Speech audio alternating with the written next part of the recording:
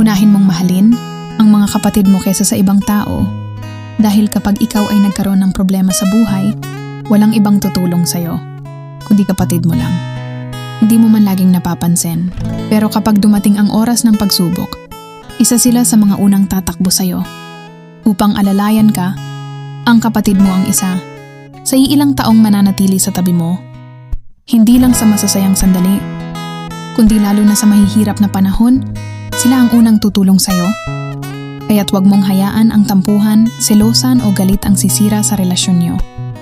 Bilang magkapatid ang pamilya, ay isa sa pinakamahalagang biyaya ng Panginoon.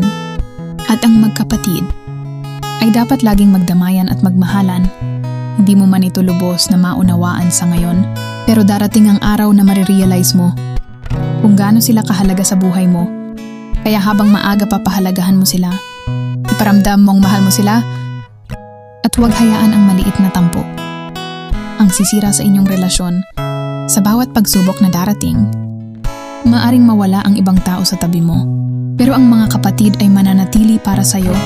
Sila ang unang mag-aabot ng tulong, magpapalakas ng loob mo, at tatanggap sa'yo kahit ano pa ang mangyari.